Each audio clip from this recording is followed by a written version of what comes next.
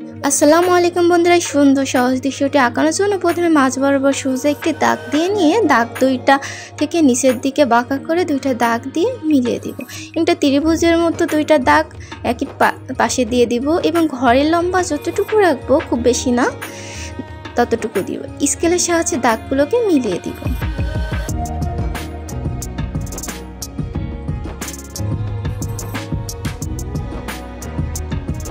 এবং আমরা একই পাশে অল্প একটু উপরে দাগ দিয়ে সমান একটি দাগ দিয়ে এবার ত্রিভুজের মতো আরেকটি বাহু দিয়ে দুইটা দাগ দিয়ে নিচে লম্বা যতটুকু রাখবো এভাবে দিয়ে আমরা আরও একটি ঘর এঁকে নিব। দেখুন কিভাবে আঁকছি। এবার মাঝ বরাবর দুইটা দাগ সম্পূর্ণ উপরের চালার সাথে লাগিয়ে দেব, দিয়ে ঘরের দরজা আঁকবো। এবার জানালার জন্য অল্প হাফ ইঞ্চি মতো দাগ দিয়ে এবার দাগগুলোর ভিতরে একটু একটু করে দাগ দিয়ে দিচ্ছি। দেখুন কিভাবে সুন্দরভাবে সহজ একটি দৃশ্য আঁকানো যায়। এরপর স্কেলের সাহায্যে আমরা একটু বাঁকা করে দুইটা দাগ দিয়ে নিয়ে মাঝে দুইটা করে দাগ দিয়ে নিচ্ছি এবং আমরা ডাল দিয়ে দিচ্ছি। দেখুন কিভাবে আমরা পাতা দিচ্ছি খুব সহজে।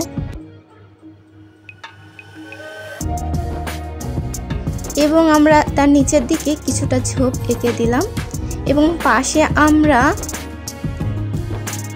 একটি খড়ের পালা আঁকবো। গ্রামীণ দৃশ্য সাধারণত এটা খুব দেখা যায় গ্রামের পরিবেশে।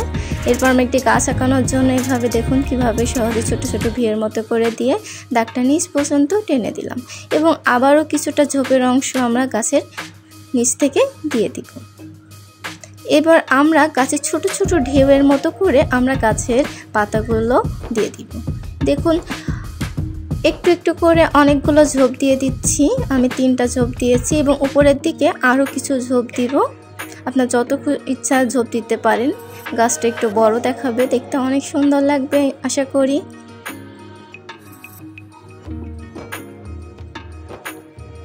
এরপর আমরা দুই ঘরের ঠিক পেছন বরাবর একটি কলা গাছের দৃশ্য আঁকবো। দেখুন কিভাবে আমরা একটা দাগ দিচ্ছি, আপনার ইচ্ছা মতো করে দাগ দিবেন। এবার পাতাগুলো একটু ঢেউ ঢেউ করে আমরা পাতাগুলো দিয়ে আগার দিক থেকে মিলিয়ে দিচ্ছি।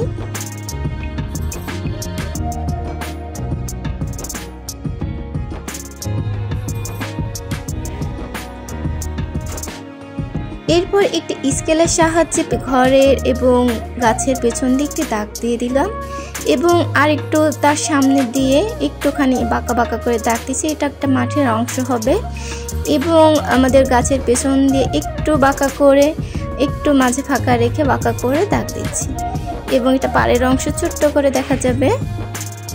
এরপর গাছের পেছন দিয়ে ঠিক আর একটা বাঁকা করে দাগ দিয়ে দিচ্ছি। এটা আমাদের রাস্তার অংশ হবে এবং একটু একটু করে ফাঁকা রাখছি। এখানে ফাঁকা রাখার কারণ হলো এখানে আমরা একটু ঝোপের অংশ আঁকবো, ফুলের ঝোপ। তো এভাবে একটু একটু করে নিচ থেকে উপরে চিকন চিকন করে আমরা একটু বাঁকা করে আমরা ঝোপটা এঁকে নিব খুব সহজে।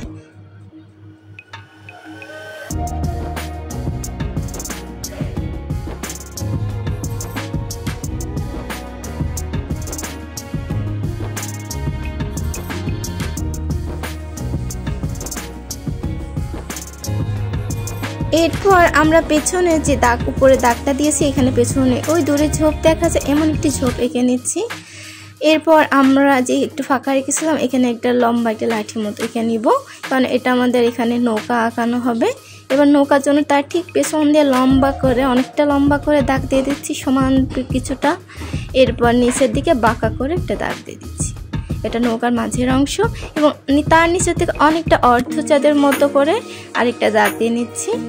এবার আমাদের নৌকার মাঝের অংশে বাঁকা বাঁকা করে দাগ দিতে, এইটা কাঠের পাটাতনের মতো। এরপর আমরা ঘরের ঠিক সামনে বেড়া আঁকাবো। তো বেড়া আঁকানো খুবই সহজ। আপনার মন মতো করে একটু বাঁকা করে গাছের পিছন দিয়ে সোজা টেনে দিবেন ঘরের এই পাশ পর্যন্ত যেভাবে দিয়েছি এবং এটা হবে 3টা লাইনে। প্রথম লাইন আমাদের আঁকা শেষ। এবার দ্বিতীয় লাইন দেখুন আঁকাচ্ছি।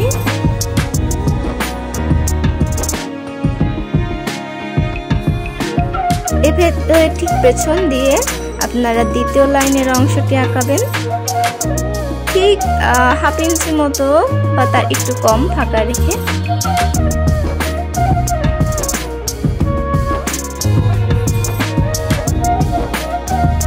এরপর ঠিক একইভাবে আমরা নিচের আরেকটি বেড়ার অংশ এঁকে নিচ্ছি।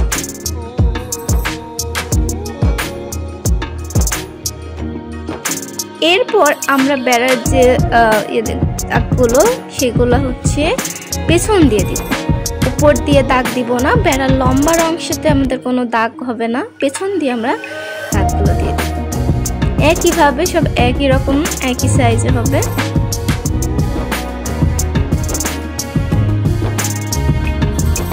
আপনারা আজই চেষ্টা করুন, আজই আঁকান, আর অবশ্যই কমেন্টে জানাবেন আমার দৃশ্যটি আঁকা কেমন হয়েছে। কোনো ভুল হলে অবশ্যই জানাবেন এবং কী ধরনের দৃশ্য আঁকা দেখতে চান অবশ্যই কমেন্টে জানাবেন। নতুন হিসেবে অবশ্যই পাশে থাকবেন, সাবস্ক্রাইব করবেন, লাইক কমেন্ট শেয়ার করবেন। আপনাদের একটি কমেন্ট বা একটু ভালোবাসা আমার জন্য অনেক বড় অনুপ্রেরণা নতুন হিসেবে। তারপরে আমি ঠিক বেড়ার নিচ বরাবর একটু একটু করে ঝোপের অংশ দিয়ে দিচ্ছি। তো আমার ছবি আঁকা প্রায় শেষ, এরপর কিছুটা ঝোপ দিয়ে দিব। এরপর যে আমি অয়েল পেস্টেল যে রঙটা ব্যবহার করব, অয়েল পেস্টেলের যে স্কাই ব্লু নীল রঙটা আছে আকাশি, সেই রঙটার সাথে আমি আকাশে হালকা করে রং করে দিচ্ছি। এরপর একটি টিস্যুর সাহায্যে আমি রঙটাকে একটু মুছে দেব।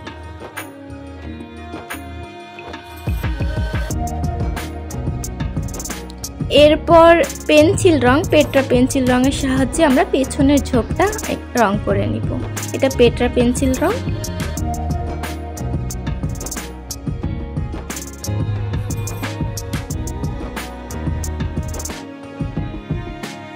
এরপর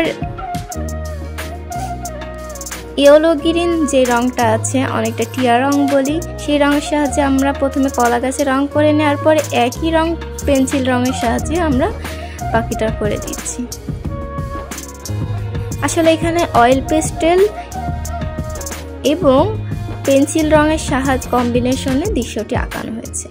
একইভাবে সবুজ রঙের পেন্সিল রঙের সাহায্যে আমরা এঁকে নিচ্ছি পাতা, এবং এখানে বাদামি রং এবং লাল রঙের মিশ্রণে আমাদের এই গাছটির তৈরি করা হয়েছে। এবং ঝোপের অংশে সবুজ রং করে দিচ্ছি পেন্সিল রং এবং টিয়া রং বা ইয়েলো গ্রিন। একইভাবে সবগুলো ঝোপে এঁকে নিব।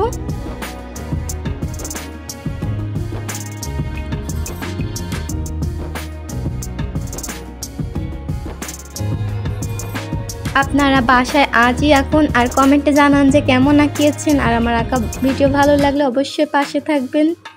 এরপর একটি নীল রঙের সাহায্যে অয়েল পেস্টেল আমি মাঠের অংশে রং করে দিলাম এবং সবুজ রং পেন্সিল রঙের সাহায্যে ঠিক ওই রঙের উপর রং করে দিব, তাহলে দুইটা রঙের কম্বিনেশনে অনেক সুন্দর লাগবে। এরপর কালো পেন্সিল রঙের সাহায্যে আমরা নৌকার নিচের অংশে রং করে দিব এবং যে কাঠের পাটাতন অংশ এখানে বাদামি রং করব, ব্রাউন কালার, এবং মাঝে রেড কালার দিব, লাল রং। এরপর ডিপ ব্লু যেটা আছে ব্লু, এই রঙের সাহায্যে আমরা নদীর অংশে রং করছি। অবশ্যই পাশে থাকবেন, পাশে এই পর্যন্ত পাশে থাকার জন্য, ভালোবাসা দেওয়ার জন্য, সাপোর্ট করার জন্য আপনাদেরকে সবাইকে অসংখ্য ধন্যবাদ। এরপর আমি এই নীল রঙের উপরে নীল পেন্সিল রঙের সাহায্যে আমি রং করে দিচ্ছি। এখানে আপনারা চাইলে টিস্যু সাহায্যে মুছে নিতে পারেন, আমি এখানে পেন্সিল রঙের সাহায্যে আমি রং করে দিচ্ছি। আপনি এটাও করতে পারেন, আবার টিস্যু সাহায্যেও নিতে পারেন। এরপর আমরা ঘরে চালাতে রং করব। ঘরে চালাতে প্রথমে অর্ধ থেকে একটু বেশি অংশে আমরা লাল রং করব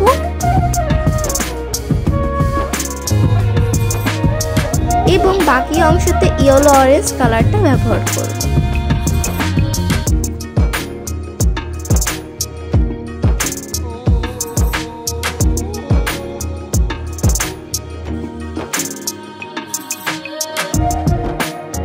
এবং ঘরের অংশেতে অর্ধেক ব্রাউন কালার এবং অর্ধেক রেড কালার দিব। এবং ঘরের যে অল্প একটু বাকি অংশ ছিল এখানে কালো রং করব এবং ইয়েলো অরেঞ্জ কালারের সাহায্যে আমরা ঘরের নিচের অংশে রং করার পরে ঠিক তার উপরে ব্রাউন কালারটা দিয়ে দিব।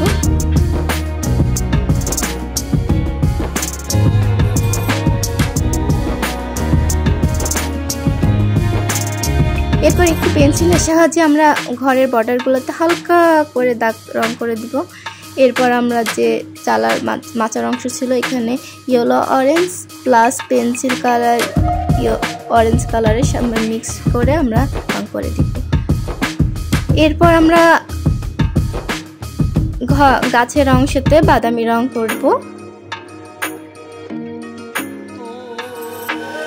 এবং আমরা একইভাবে বেড়াতে বাদামি রং করে দেব, ব্রাউন কালারটা হালকা করে। এখানে আমরা আরেকটা কথা, যদি বেড়ার অংশতে বাদামি শুধু ব্রাউন কালারটা করা হয় একই রকম হবে এবং ব্রাউন কালারের উপর যদি আমি রেড কালারটা একইভাবে এর উপরে দিয়ে দিই তাহলে দেখতে আরও বেশি সুন্দর লাগবে।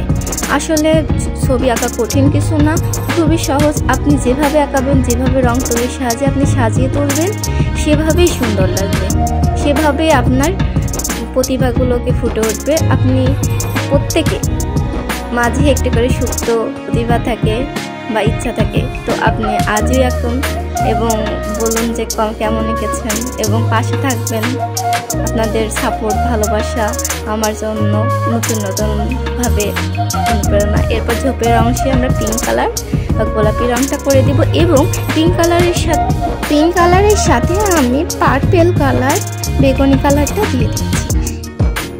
তাহলে দেখুন দুইটা রঙের কম্বিনেশনে অনেক সুন্দর লাগবে। এবার আমরা ফুলের অংশতে শুধু লাল রং করে দিব, মাঝের অংশটাতে সাদাই থাকবে। এরপর আমরা ঘরের দুই পাশের অংশতে কিছুটা পেন্সিল রঙের সাথে সবুজ রং করে দিব এবং যে বেড়ার নিচে ঝোপের অংশতে সবুজ রং করব পেন্সিল রঙের সাহায্যে।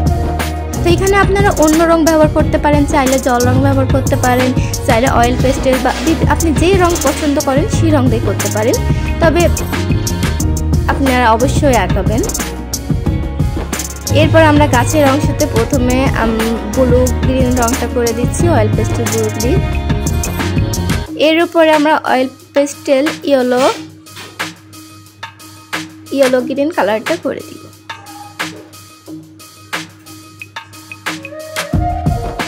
আসলে রংটা ছোট হওয়ার কারণ রংটা অনেক শেষ হয়ে গেছে প্রায়, এজন্য আর কি অনেকটা ছোট দেখাই যায় না এরকম অবস্থা।